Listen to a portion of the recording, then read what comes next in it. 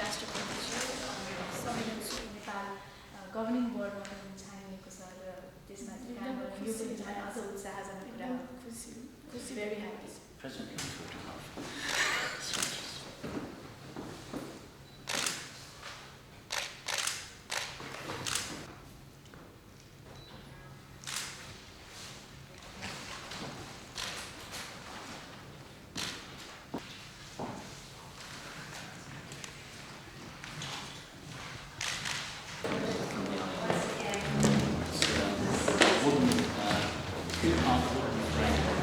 some of the slogans, some of the objectives of our organisation, just to remember your visit to the island. So thank you so much. It's heavy.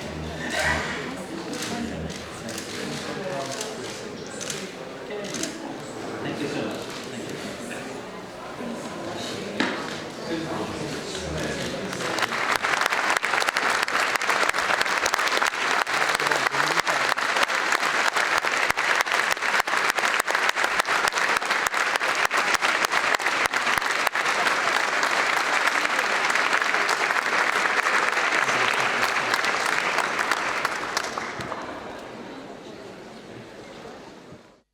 Thank you very much, Mr. President, delegates, ladies and gentlemen, honoured guests.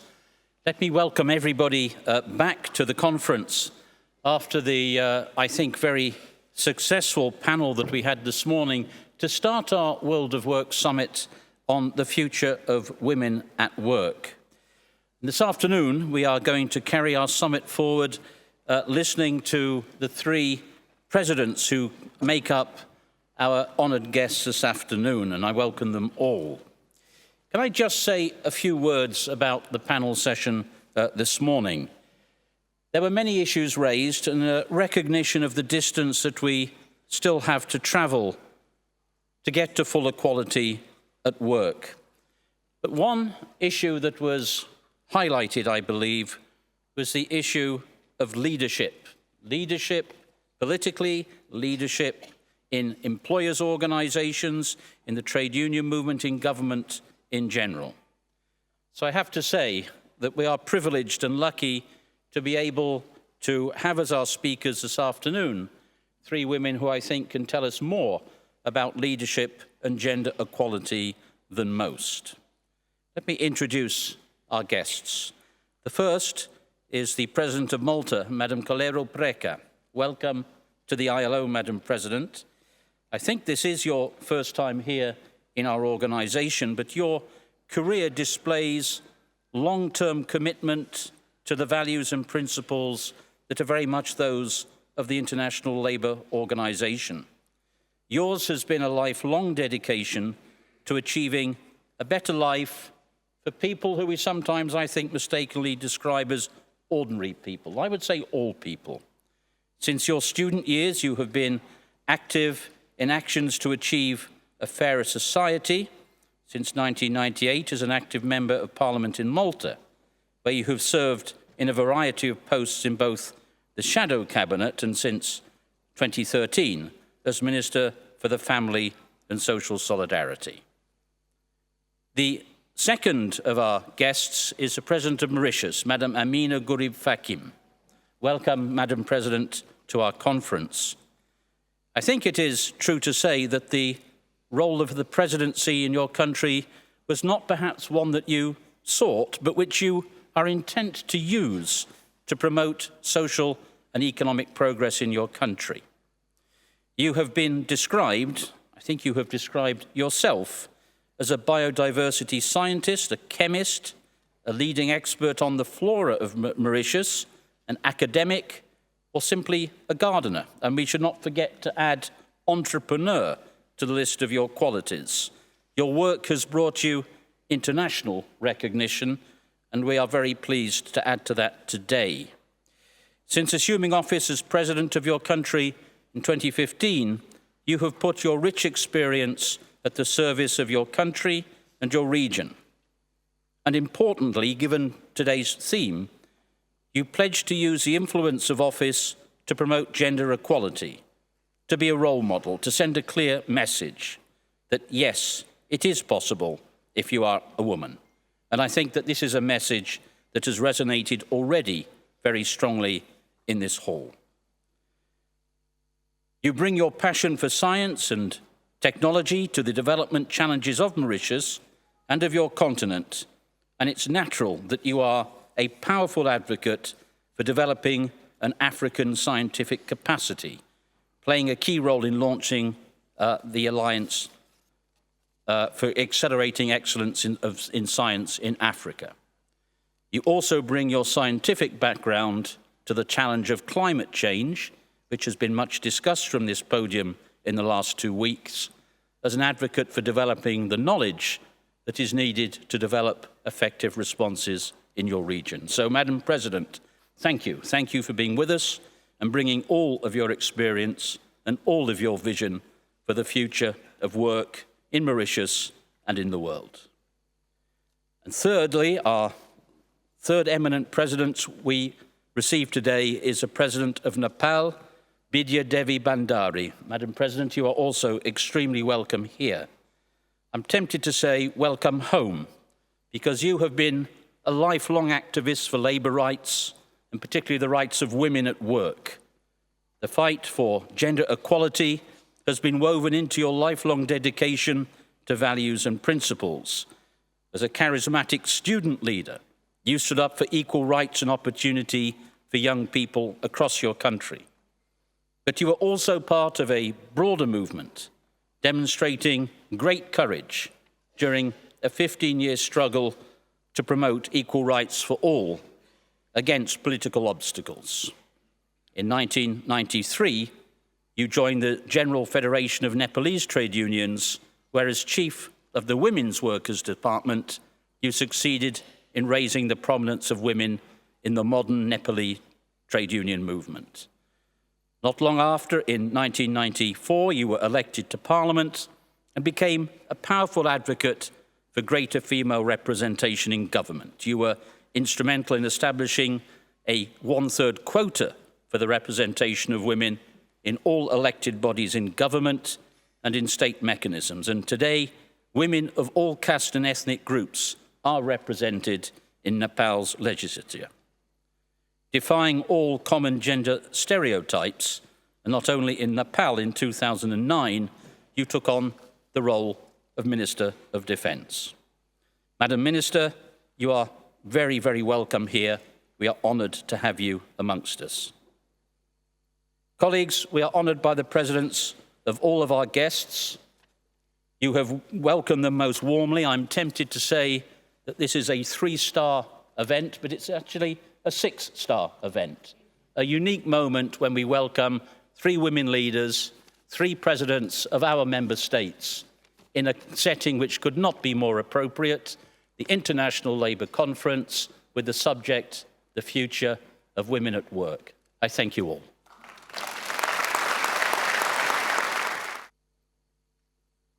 अन्तर्राष्ट्रिय श्रम सम्मेलनका अध्यक्ष महोदय, मित्र राष्ट्र माल्टा एवं मरिससका सम्माननीय राष्ट्र प्रमुखज्यूहरू, अन्तर्राष्ट्रिय श्रम सङ्गठनका महानिर्देशक श्री गाई राइडर, अन्तर्राष्ट्रिय श्रम सङ्गठनमा सरकार, रोजगारदाता र श्रमिक प्रतिनिधित्व गर्ने विशिष्ट प्रतिनिधिहरू, श्रम जगतका प्रतिष्ठित व्यक्तित्वहरू, भद्र महिला तथा सज्जनवृन्द, सर्वप्रथम यस महत्त्वपूर्ण सम्मेलनमा निमन्त्रणा गर्नुभएकोमा तथा सम्मेलनको उत्कृष्ट व्यवस्थापनको लागि अन्तर्राष्ट्रिय श्रम सङ्गठनका महानिर्देशक श्री गाई राइडरलाई हार्दिक धन्यवाद ज्ञापन गर्न चाहन्छु। अन्तर्राष्ट्रिय श्रम सम्मेलनको 106औं सत्रको अभिन्न अङ्गको रूपमा आयोजना गरिएको यो गरिमामय शिखर सम्मेलनमा गणतन्त्र नेपालको पहिलो महिला राष्ट्रपतिका रूपमा नेपाल र नेपाली जनतालाई प्रतिनिधित्व गर्दै भाग लिन पाउँदा अत्यन्त गौरवान्वित महसुस गरेको छु। नेपाली जनताको अनवरत सङ्घर्ष एवं बलिदानबाट मुलुकले हासिल गरेको ऐतिहासिक राजनीतिक उपलब्धिको पृष्ठभूमिमा यो मञ्चमा उपस्थित भएर विशिष्ट महानुभावहरूका अगाडि नेपालको अनुभव प्रस्तुत गर्न पाउँदा सिङ्गो राष्ट्र नै सम्मानित भएको अनुभूति गरेको छु। द्वन्द्वको अवस्थाबाट शान्तिपूर्ण राजनीतिक रूपान्तरणका साथै पुरातन र रूढिवादी सामाजिक संरचनामा समेत आमूल परिवर्तन ल्याउन नेपालले गरेको प्रयास विश्व समुदायले अभिरुचिका साथ हेरिरहेको हामीले पाएका छौँ। सामाजिक रूपान्तरणको दिशामा हाम्रो यात्रा जारी छ। मैले यहाँहरू सबैलाई विश्व शान्तिका अग्रदूत गौतम बुद्ध र विश्वको सर्वोच्च शिखर सगरमाथाको भूमि नेपाल, नेपाली परिश्रमी जनता र नेपाल सरकारका तर्फबाट न्यानो अभिवादन र शुभकामना ल्याएको छु। यस सम्मेलनलाई सम्बोधन गरिरहँदा श्रमको संसारलाई मर्यादित, समतापूर्ण र सामाजिक रूपमा न्यायसम्मत बनाउन अन्तर्राष्ट्रिय श्रम सङ्गठनले पुर्याएको विशिष्ट योगदानप्रति नेपालको तर्फबाट हार्दिक आभार प्रकट गर्न चाहन्छु। आगामी 2019मा अन्तर्राष्ट्रिय श्रम सङ्गठनको 100औं वार्षिकोत्सव नजिकै गरेको सन्दर्भमा यस सङ्गठनले श्रममा महिला विषयलाई पनि आफ्ना शताब्दी पहलहरूमा स्थान दिएकोमा उच्च प्रशंसा गर्न चाहन्छु। हालै सम्पन्न निर्वाचनमा नेपाललाई गभर्निङ बोर्डमा निर्वाचित गरी सेवा गर्ने अवसर दिनुभएकोमा म सम्पूर्ण सदस्य राष्ट्रहरूप्रति हार्दिक आभार प्रकट गर्दछु। भद्र महिला तथा सज्जनवृन्द, सामञ्जस्यपूर्ण औद्योगिक सम्बन्ध र औद्योगिक शान्ति कायम गर्नमा ट्रेड युनियनहरूले खेलेको भूमिकाले अन्ततः समाजकै आर्थिक विकास र समृद्धिका लागि योगदान पुगेको छ। नेपालमा पनि राजनीतिक रूपान्तरणमा ट्रेड युनियनको भूमिकालाई महत्त्वपूर्ण रूपमा लिएको छ। अन्तर्राष्ट्रिय श्रम सङ्गठनले प्रवर्तन गरेको मर्यादित कामको एजेन्डा न्यायपूर्ण विश्वव्यापीकरणको मूल तत्त्व हो। यसले यो प्रक्रियामा सबको जित सुनिश्चित गर्न सक्दछ। हरेक मुलुकले श्रमलाई उचित सम्मान र मूल्य दिने हो भने यो लक्ष्य प्राप्त गर्न सम्भव छ। श्रमलाई मर्यादित बनाउन, असल अभ्यासहरूबाट सिक्ने र नवीन विचारहरूलाई प्रस्फुटन हुन दिने वातावरण पनि सिर्जना गरिनु पर्दछ।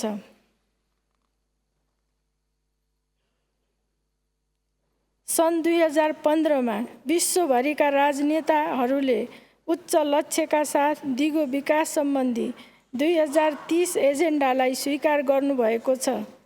मर्यादित श्रमका सबै स्तम्भहरूलाई उक्त एजेन्डामा उचित महत्त्व दिएकोमा मलाई सन्तोष लागेको छ। साथै सो एजेन्डाले लैङ्गिक समानतालाई आफ्नो उद्देश्य र लक्ष्यमा पुग्ने एक महत्त्वपूर्ण आधारको रूपमा सही किसिमले पहिचान गरेको छ। महामहिमहरू, केही दशक अघिको तुलनामा अवश्य पनि अहिले महिलाहरू बढी शिक्षित र तालिम प्राप्त छन्। श्रम बजारमा पहुँच तथा संसदमा प्रतिनिधित्व बढेको छ। सरकार र उद्यमको क्षेत्र नेतृत्व तहमा धेरै महिलाहरू पुगेका छन्। तर पनि लैङ्गिक समानताको हाम्रो लक्ष्य पूर्ण रूपमा अझै प्राप्त भएको छैन। भेदभाव र असमानताको जगमा समाज सधैँभरि अडिरहन सक्दैन। महिला विरुद्धको भेदभावको अन्त्य हुनै पर्छ। यसका लागि हामी सबैले सार्थक प्रयास गर्नै पर्दछ। दशकौँको प्रयासका बावजुद अन्तर्राष्ट्रिय प्रतिबद्धताको कार्यान्वयन पक्ष कमजोर रहेको छ। श्रमको संसारमा महिलाहरूको प्रगति अझै पनि सुस्त र व्यवधानपूर्ण छ। महिला क्षमताको न्यून उपयोगको अवस्था विद्यमान रहेको छ। साँचो कुरा के हो भने राजनीतिक, आर्थिक, सामाजिक र सांस्कृतिक रूपमा महिलाहरूको सशक्तिकरण नभएसम्म समतामूलक, न्यायोचित र शान्तिपूर्ण समाजको परिकल्पना गर्न सकिँदैन।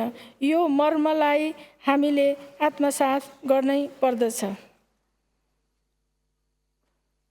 श्रमको संसारका महिलाबारे बोल्दा आप्रवासी महिला कामदार र तिनीहरूमाथि हुने गरेको शोषणको आर्तनादले म झनै मर्माहत हुने गरेको छु। विभिन्न स्वरूपमा निकृष्ट श्रमको निरन्तरता हुनु र महिला तथा बालबालिका बेचबिखनको रूपमा आधुनिक दासता प्रकट हुनु मानव सभ्यताको कलङ्क हो। यो अवस्था कदापि रहनु हुँदैन। मेरो राजनीतिक यात्राको दौरान विद्यार्थी, महिला नेता तथा श्रमिक अभियन्ताको रूपमा धेरै अवरोधहरूलाई मैले नजिकबाट देखेको छु। पितृसत्तात्मक समाजमा महिलालाई राजनीतिक नेतृत्वसम्म पुग्न कति कठिन र चुनौतीपूर्ण छ भन्ने म स्वयंले भोगेको छु। तथापि मेरो राजनीतिक यात्रामा यहाँसम्म आइपुग्दा मैले पराजयको अनुभव भने गर्नु परेको छैन। दह्रो प्रतिबद्धता र अविचलित प्रयासबाट कठिनतम राजनीतिक परीक्षामा महिलाहरू सफल हुन सक्छन् भन्ने सन्देश यसबाट सिक्न सकिन्छ। महामहिमहरू, कमजोर अर्थतन्त्र र लामो सङ्क्रमण लगायत विभिन्न सीमितता र चुनौतीका बावजुद श्रम संसार होस् वा सामाजिक, आर्थिक र राजनीतिक संरचनाहरू हुन्, सबै क्षेत्रमा नेपालले लैङ्गिक समानता हासिल गर्ने दिशामा महत्त्वपूर्ण प्रगति गरेको कुरा यहाँहरू समक्ष राख्न पाउँदा मलाई अत्यन्त हर्ष लागेको छ। तर यी उपलब्धिहरू केवल संयोगवश प्राप्त भएका भने होइनन्। सती प्रथा, बालविवाह, बहुविवाह, दाइजो, सामाजिक बहिष्करण र वञ्चितीकरणको कहाली लाग्दो अवस्थाबाट आजको स्थितिमा आइपुग्न पछाडि लामो सङ्घर्षको पृष्ठभूमि रहेको छ। यसका लागि हाम्रा थुप्रै अग्रज महिला र छोरीचेलीहरूले पर्याप्त रगत पसिना बगाएका छन्। कैयौँले शहादत समेत प्राप्त गरेका छन्। विषम परिस्थितिमा पनि कुशासन र कुरीति विरुद्ध 67 जना अनुयायीका साथ विक्रम सम्वत 1998 मा पूर्वी नेपालको अरुण नदीमा जल समाधि लिनुहुने योगमाया नेउपानेको अदम्य साहसलाई म यस अवसरमा स्मरण गर्न चाहन्छु। उहाँ नेपाली महिला आन्दोलनको अग्रणी प्रेरणा स्रोत हुनुहुन्छ। नेपालको युगान्तकारी राजनीतिक तथा सामाजिक रूपान्तरणको यात्रा विभिन्न क्षेत्रका यस्ता थुप्रै जुझारु महिलाहरूको योगदानको गाथाले भरिपूर्ण छ। म ती सबै महिलाहरूप्रति उच्च सम्मान प्रकट गर्न चाहन्छु। महिला तथा सज्जनवृन्द, झन्डै 7 वर्षको अनवरत सङ्घर्षपछि 2072 साल असोज 3 गते नेपाली जनताले आफूले चुनेका प्रतिनिधिहरू मार्फत आफ्नो संविधान निर्माण गरे। नेपालको संविधान विभेद र उत्पीडनको अन्त्य गरी समानता, सामाजिक न्याय, समानुपातिक समावेशी सिद्धान्तमा आधारित समतामूलक समाज निर्माण गर्ने आदर्शमा स्थापित रहेको छ। संविधानले विभेदरहित समाजको परिकल्पना गरेको छ र नागरिकको लागि प्रत्याभूति गरिएका कतिपय अधिकारहरू तुलनात्मक रूपमा उच्च कोटिका रहेका छन्। संविधानले लैङ्गिक भेदभाव बिना समान वंशीय हक, हिंसाजन्य कार्य वा शोषण विरुद्धको हक, शिक्षा, स्वास्थ्य, रोजगारी र सामाजिक सुरक्षामा सकारात्मक विभेदका आधारहरूमा विशेष अवसर जस्ता महिला लक्षित विशिष्ट अधिकारहरू प्रदान गरेको छ।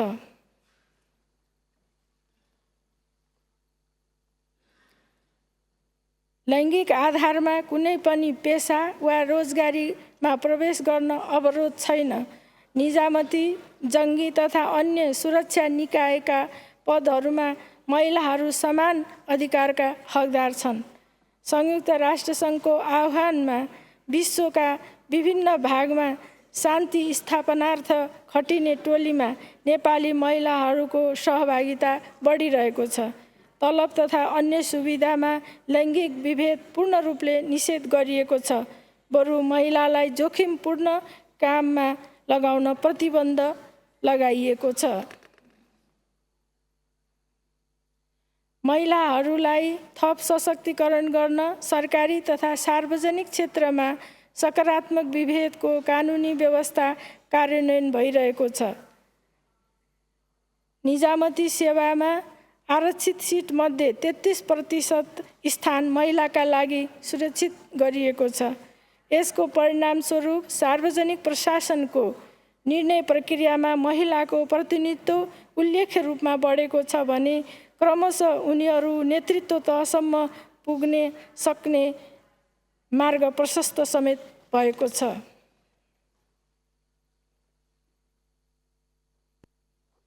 भद्र महिला तथा सज्जनवृन्द, राजनीतिक तहमा महिलाको प्रतिनिधित्व सुनिश्चित गर्न अग्रगामी सोचका साथ समावेशी सिद्धान्त अवलम्बन गरिएको छ। यी प्रावधानहरू केवल भनाइमा मात्रै सीमित रहेका छैनन्। आज नेपालको राष्ट्रप्रमुख र व्यवस्थापिका संसदको सभामुख महिला भएको जानकारी गराउँदा मलाई गौरव लागेको छ। गत हप्ता सेवानिवृत्त हुनु अघि सर्वोच्च अदालतका प्रधान न्यायाधीश पनि महिला नै हुनुहुन्थ्यो।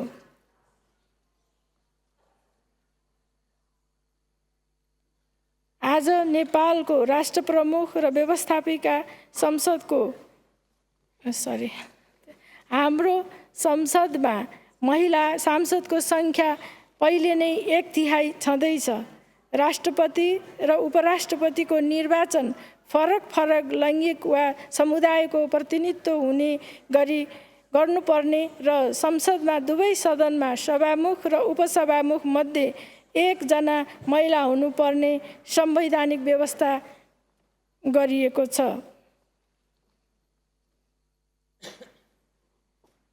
यस उपलब्धिको पछाडि रहेको एउटा महत्त्वपूर्ण दृष्टान्त प्रस्तुत गर्न चाहन्छु।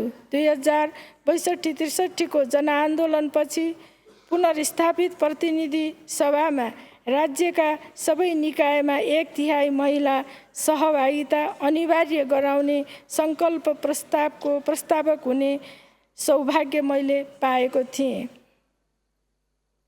लामो यात्राको सुरुवात 1 कदमबाट हुन्छ भन्ने भनाइमा सत्यता छ भन्ने मलाई लाग्दछ।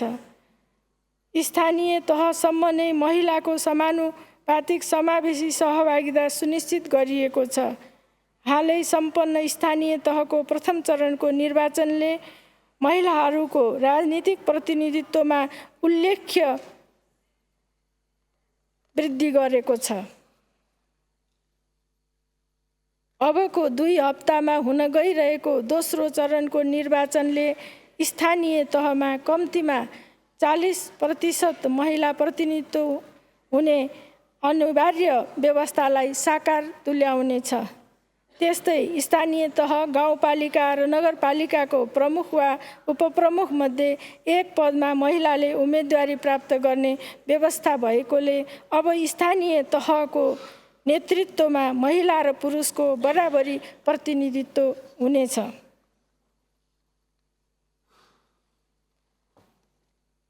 महिलाको हक हितसँग सम्बन्धित संवैधानिक एवं कानुनी प्रावधान र नेपाल राज्य पक्ष भएको अन्तर्राष्ट्रिय सन्धि सम्झौता अन्तर्गतका दायित्वको पालना भए नभएको अनुगमन गर्ने अधिकारसहित एउटा स्वतन्त्र राष्ट्रिय महिला आयोगको गठन भएको छ। संविधानको व्यवस्था बमोजिम आगामी दिनमा सम्पन्न हुने प्रादेशिक र सङ्घीय संसदको निर्वाचनले हाम्रो सामाजिक र लैङ्गिक विविधताको झल्कोलाई राष्ट्रिय राजनीतिमा पूर्णतः प्रतिबिम्बित गर्नेछ।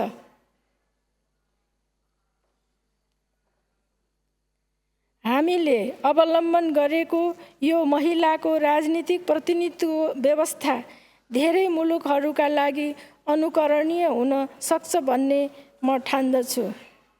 महामहिमहरू अन्तर्राष्ट्रिय श्रम सङ्गठनका 8वटा मुख्य सन्धिहरूमध्ये 7वटामा पक्ष राष्ट्र रहेको नेपालको संविधानले रोजगारीको हक, श्रमको हक, सामाजिक न्यायको हकसहित ट्रेड युनियन खोल्ने, त्यसमा सहभागी हुने तथा सामूहिक सौदाबाजी गर्न पाउने अधिकारलाई आत्मसात गरेको छ। सन् 2015मा नेपाल सरकारद्वारा जारी राष्ट्रिय रोजगार नीतिले लैङ्गिक तथा सामाजिक समावेशी नीतिलाई मूल प्रभावीकरण गरेको छ। सरकारले लैङ्गिक बजेटको व्यवस्था गरी लैङ्गिक समानता कायम गर्ने कार्यक्रमहरूमा वित्तीय स्रोतको सुनिश्चितता गरेको छ। राष्ट्रपति महिला उत्थान कार्यक्रम मार्फत यो एजेन्डालाई उच्च राजनीतिक प्रतिबद्धताका साथ राष्ट्रिय प्राथमिकतामा राखेको छ।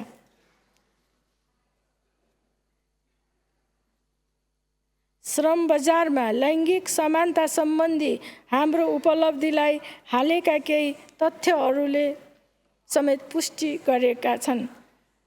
दक्षिण एसियामा नेपालको महिला श्रम सहभागिताको दर उच्चतम रहेको छ भने विश्वव्यापी रूपमा हामी 17औं स्थानमा रहेका छौँ। 20 वर्ष अघि श्रम बजारमा महिलाहरूको सहभागिता 66% को हाराहारीमा थियो भने 2015मा आएर यो सहभागिता 80% भन्दा बढी पुगेको छ। श्रममा महिलाको उपस्थिति अझ सुरक्षित, लैङ्गिक मैत्री तथा समतामूलक बनाउन हामीले आवश्यक नीतिहरू तथा कानुनी संरचनाको व्यवस्था गरेका छौँ र भइरहेका कानुनी संरचनाहरूलाई क्रमिक रूपमा परिमार्जन र सुधार गरिआएका छौँ। महिलाको आर्थिक सशक्तिकरणका सन्दर्भमा अर्को एक दृष्टान्त प्रस्तुत गर्न चाहन्छु। हामीले महिलालाई जमिनको स्वामित्व दिलाउन एउटा प्रयोग गर्यौं। जतिखेर भूमिमाथि महिलाको स्वामित्व 8% मात्रै थियो, त्यही समय म आफू समेत रहेको मन्त्री परिषदबाट महिलाको नाममा जग्गा रजिस्ट्रेसन गरेमा दस्तुरमा छुट दिने नीति जारी भयो।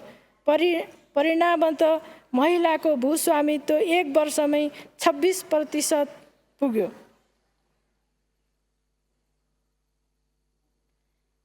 महिला तथा सज्जनवृन्द, लैङ्गिक सवालसँग सम्बन्धी सहस्राब्दी विकास लक्ष्यमा नेपालले गरेको प्रगतिले हामीलाई भविष्यप्रति आशावादी बनाएको छ। साक्षरता, विद्यालय भर्ना दर, मातृ स्वास्थ्य, मातृ मृत्यु दर, महिला सशक्तिकरण तथा राजनीतिक सहभागितामा समग्र आयाममा सन्तोषजनक प्रगति हासिल भएको छ।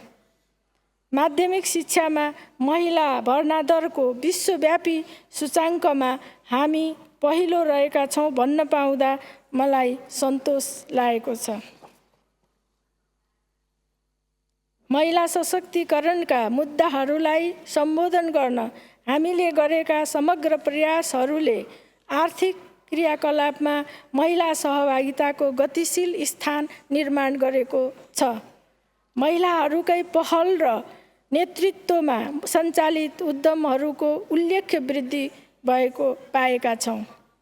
नीतिगत तथा व्यावहारिक पक्षमा गरिएका सुधारको फलस्वरूप आर्थिक संरचनामा उद्यमी एवं श्रमिक दुवै रूपमा महिलाहरूको सहभागिता वृद्धि भएको छ। विभिन्न प्रगतिका बावजुद महिलाहरूको सन्दर्भमा आर्थिक संरचना एवं श्रम बजारलाई समतामूलक बनाउन हामीले थप प्रयास गर्नुपर्ने अवस्था रहेको छ। चुनौतीहरू सबैतिर छन्। महिलाहरूले गर्ने अवैतनिक घरेलु श्रमको गणना अर्थतन्त्रमा कदापि हुन सकेको छैन। बजारमा मूल्य अभिवृद्धि गर्न सक्ने सिप र स्तरीय शिक्षाको विस्तार देशभर एवं समग्र सामाजिक संरचनामा पुग्न अझै बाँकी छ।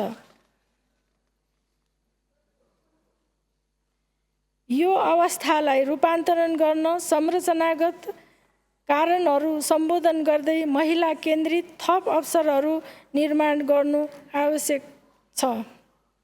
महामहिमहरू, महिला सशक्तिकरण केवल नैतिक दायित्वको विषय मात्र होइन, दिगो विकास तथा आर्थिक सामाजिक रूपान्तरणका लागि यो अपरिहार्य संवाहक हो। समाज एवं कार्यस्थलमा लैङ्गिक मान्यता बारेका रूढिवादलाई बदली संरचनात्मक असमानताको सम्बोधन गर्न जरुरी छ। कतिपय कुरीति र सामाजिक संस्कार कानुनद्वारा सम्बोधन गरेर मात्र पुग्दैन, त्यसका लागि व्यवहारमा जनचेतना र शिक्षाको विस्तारलाई एकीकृत रूपमा कार्यान्वयन गर्न जरुरी छ।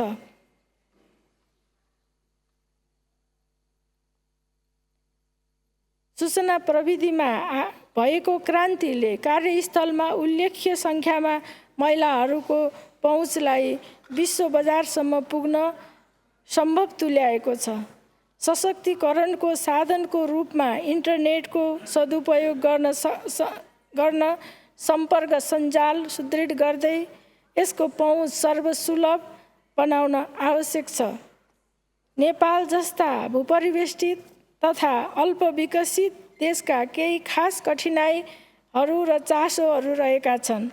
महिलाहरूलाई विश्व उत्पादन मूल्य श्रृङ्खलामा आबद्ध गर्न अन्तर्राष्ट्रिय समुदायले रचनात्मक भूमिका निर्वाह गर्नुपर्दछ।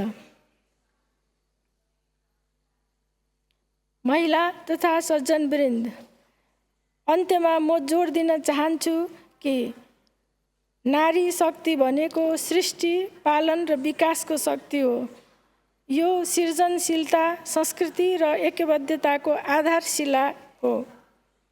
महिलाहरूको अवस्था सामाजिक, आर्थिक एवं राजनीतिक रूपमा सुदृढ तुल्याउन घरभित्र, देशभित्र एवं बृहत्तर क्षेत्रमा हाम्रा प्रयासहरू घनीभूत बनाउनु पर्दछ। म विश्वका हरेक महिला तथा पुरुषहरूलाई घर, परिवार, समाज, कार्यस्थल, राष्ट्रहरू तथा विश्वमा समानता हासिल गर्नका लागि आफ्ना पहलहरू दोब्बर तुल्याउन आग्रह गर्दछु। श्रमिक महिलाको एजेन्डामा शिखर सम्मेलनको आयोजना गर्ने सुझबुझपूर्ण निर्णयको उच्च प्रशंसा गर्दै म लगायत 3 जना महिला राष्ट्राध्यक्षहरूलाई आमन्त्रण गरी सम्बोधन गर्ने अवसर प्रदान गरेकोमा पुनः अन्तर्राष्ट्रिय श्रम सङ्गठनलाई धन्यवाद दिन चाहन्छु। सम्मेलनका उपलब्धिहरूले श्रमिक महिलाको विषयलाई विश्वव्यापी रूपमा प्रवर्धन गर्न मद्दत पुग्नेछ भन्ने विश्वास राखेको छु। धन्यवाद।